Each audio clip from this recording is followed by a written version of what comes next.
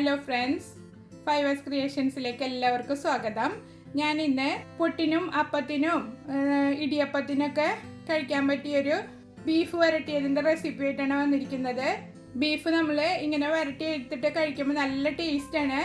ആദ്യമായിട്ടാണ് നിങ്ങൾ എൻ്റെ ചാനൽ കാണുന്നുണ്ടെങ്കിൽ സബ്സ്ക്രൈബ് ചെയ്യുക. തൊട്ടടുത്ത് കാണുന്ന ബെൽ ബട്ടണിൽ ഓൾ ഓപ്ഷൻ ക്ലിക്ക് ചെയ്ത് വെച്ചാൽ ഞാനിടുന്ന എല്ലാ വീഡിയോസിൻ്റെയും നോട്ടിഫിക്കേഷൻ നിങ്ങൾക്ക് ലഭിക്കും. അപ്പോൾ ഇനി ഇത് എങ്ങനെ ഉണ്ടാക്കിയിരിക്കുന്നതെന്ന് കണ്ടിട്ട് വരാം. ആദ്യം കുക്കറിലേക്ക് ബീഫ് ഇട്ട് കൊടുക്കുക. 1 കിലോ ബീഫാണ് ഞാൻ എടുത്തിരിക്കുന്നത്. ഇത് ഉപ്പും വിനീഗറൊക്കെ ഇട്ടിട്ട് നന്നായി കഴുകി വൃത്തിയാക്കി എടുത്തതാണ്. ജിഞ്ചർ ഗാർലിക് പേസ്റ്റ് ഇട്ട് കൊടുക്കുക. ഇതൊരു 2 ടേബിൾ സ്പൂൺ ജിഞ്ചർ ഗാർലിക് പേസ്റ്റാണ് വേണ്ടത്. അതിൽ 1 ടേബിൾ സ്പൂൺ ഉപ്പിട്ട് കൊടുക്കുക. പിന്നെ കുറച്ച് ചുവന്നുള്ളി ഇട്ട് കൊടുക്കുക. ഒരു 20ഓളം ചുവന്നുള്ളി എടുത്തിട്ടുണ്ട് ഞാൻ. അത് അരിയേണ്ട ആവശ്യമൊന്നുമില്ല, മുഴുവനോടെ തന്നെ ഇട്ട് കൊടുത്താൽ മതി. ഒരു 3 പച്ചമുളക് ചെറുതായി കട്ട് ചെയ്തത്. പച്ചമുളകിൻ്റെ എണ്ണം നിങ്ങളുടെ ഇഷ്ടത്തിനനുസരിച്ച് കൂട്ടിയെടുക്കാം. ഇനി ഇതിലേക്ക് തക്കാളി ചേർത്ത് കൊടുക്കണം. ഒരു 2 മീഡിയം സൈസിലുള്ള തക്കാളിയാണ് ഇതിലേക്ക് വേണ്ടത്. ഒരു തക്കാളി നമുക്ക് ഇപ്പോൾ ചേർത്ത് കൊടുക്കാം. ഇപ്പം ഞാൻ കുക്കർ കത്തിച്ചിട്ടൊന്നുമില്ല, എല്ലാം ചേർത്ത് കൊടുത്തതിന് ശേഷം നമുക്ക് തീ കത്തിച്ചു കൊടുക്കാം. ഇതിലേക്ക് മസാലകൾ ചേർത്ത് കൊടുക്കാം. 1 ടീസ്പൂണ് കുരുമുളക് പൊടി. ഇത് തരിതരിപ്പായിട്ട് പൊടിച്ചത് ചേർത്ത് കൊടുത്താൽ മതി. നിങ്ങൾക്ക് നല്ല എരിവ് വേണമെന്നുണ്ടെങ്കിൽ 1/2 ടേബിൾ സ്പൂണോ അല്ലെങ്കിൽ 1 ടേബിൾ സ്പൂണോ ചേർത്ത് കൊടുക്കാം. 1/2 ടീസ്പൂണ് മഞ്ഞൾപ്പൊടി, 1 ടീസ്പൂണ് മുളക് പൊടി, ഒരു 2 ടീസ്പൂണ് മല്ലിപ്പൊടി ഇട്ട് കൊടുക്കുക. 1 ടീസ്പൂണ് ഗരം മസാലപ്പൊടി. ഞാൻ 1 ടീസ്പൂണ് നിറച്ചെടുത്തിട്ടുണ്ട് കേട്ടോ. പാകത്തിന് ഉപ്പ് ചേർത്ത് കൊടുക്കുക. എല്ലാം ചേർത്തിട്ട് നന്നായി മിക്സ് ചെയ്തെടുക്കുക. ഉപ്പ് 1 ടീസ്പൂണോളം ചേർത്ത് കൊടുത്താൽ മതി. പിന്നെ നമുക്ക് വീണ്ടും ചേർത്ത് കൊടുക്കാം. ഇത് വരട്ടിയെടുക്കുമ്പോൾ ആവശ്യത്തിന് പിന്നെയും ചേർത്ത് കൊടുക്കാം. നന്നായി മിക്സ് ചെയ്തെടുക്കുക. ഒരു 1/4 കപ്പോളം വെള്ളം ഒഴിച്ചു കൊടുത്താൽ മതി. പിന്നെ ഇതിൽ നിന്ന് ഇറങ്ങി വരുന്ന വെള്ളത്തിൽ തന്നെ വെന്ത് കിട്ടിക്കോളും.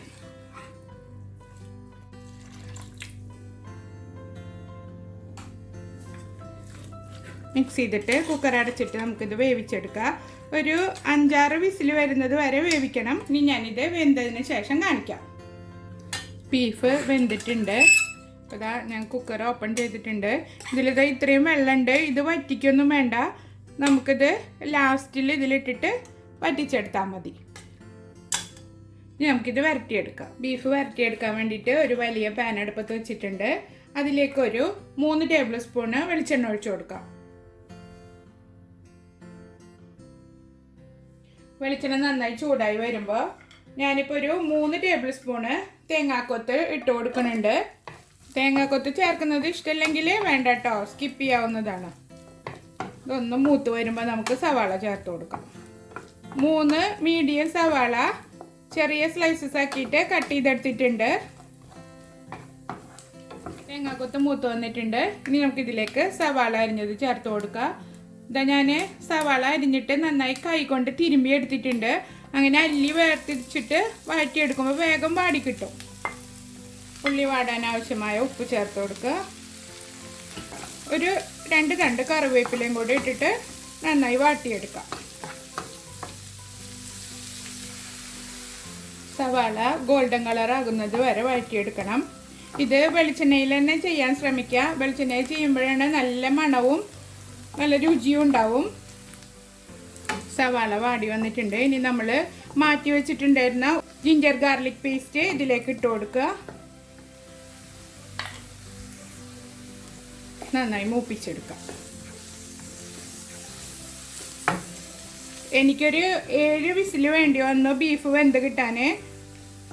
നിങ്ങൾക്ക് കിട്ടുന്ന ബീഫിനനുസരിച്ചിട്ട് ശ്രദ്ധിച്ച് വേണം വേവിച്ചെടുക്കാൻ. ഇളം ബീഫൊക്കെ ആണെങ്കിൽ പെട്ടെന്ന് വെന്ത് കിട്ടും. മൂത്തതാണെങ്കിൽ കുറച്ച് സമയം എടുക്കും. അപ്പോൾ അതിനനുസരിച്ചിട്ട് നോക്കിയിട്ട് വേവിച്ചെടുക്കാം കേട്ടോ. ജിഞ്ചർ ഗാർലിക് പേസ്റ്റ് മൂത്ത മണം വന്ന് തുടങ്ങിയിട്ടുണ്ട്. ഇനി ഇതിലേക്ക് 1 തക്കാളി പൊടിയായി അരിഞ്ഞത് ഇട്ട് കൊടുക്കുക. നമ്മൾ 1 തക്കാളി വേവിക്കുമ്പോൾ ഇട്ട് കൊടുത്തിരുന്നു. ഇതിലേക്ക് ചേർക്കുമ്പോൾ ചെറിയ പീസസ് ആക്കിയിട്ട് കട്ട് ചെയ്തിട്ട് ചേർത്ത് കൊടുക്കുക. വന്നിട്ടുണ്ട്. ഇനി ഇതിലേക്ക് നമുക്ക് വേവിച്ച് വെച്ചിരിക്കുന്ന ബീഫ് ചേർത്ത് കൊടുക്കുക. അത് വെള്ളമില്ലാതെ ബീഫ് മാത്രമായിട്ട് എടുത്തിട്ട് ഇട്ട് കൊടുക്കുക. ബീഫ് ഫുള്ള് ഇട്ട് കൊടുത്തിട്ടുണ്ട്. ഇനി നന്നായി ഇളക്കി മിക്സ് ചെയ്ത് കൊടുക്കുക. എന്നിട്ട് ഇത് നന്നായി പരത്തിയിടുക. ഇടയ്ക്കിടയ്ക്ക് ഇളക്കി കൊടുക്കണം. ഒരു 5 മിനിറ്റ് ഇങ്ങനെ ഇട്ടിട്ട് ഡ്രൈ ആക്കി എടുക്കണം. നമ്മളിങ്ങനെ പരത്തിയിടുക. എന്നിട്ട് പിന്നെ കുറച്ച് നേരം കഴിഞ്ഞിട്ട് വീണ്ടും ഇളക്കുക, വീണ്ടും പരത്തിയിടുക. അങ്ങനെ ആയിട്ട് വേണം ചെയ്തെടുക്കാൻ. ഇനി ഒന്നും കൂടെ ഇളക്കി കൊടുക്കുക. എന്നിട്ട് വീണ്ടും പരത്തിയിട്ട് കൊടുക്കുക. അപ്പോൾ ഇതാ ഞാൻ വരട്ടൽ തുടങ്ങിയിട്ട് ഒരു 5 മിനിറ്റ് ആയിട്ടുണ്ട്. അപ്പോൾ കണ്ടില്ലേ, നല്ല പരണ്ടിരിക്കുന്ന പരുവത്തിലായിട്ടുണ്ട്. ഇനി ഇതിലേക്ക് നമ്മൾ മാറ്റി വെച്ചിരിക്കുന്ന ബീഫ് വേവിക്കുമ്പോൾ കിട്ടിയ ആ ഒരു ചാറില്ലേ, അത് ഇതിലേക്ക് ഒഴിച്ചു കൊടുക്കാം. ഇതാ ഇത്രയാണ് കിട്ടിയിരിക്കുന്നത്. അത് ഒഴിച്ചു കൊടുക്കുക.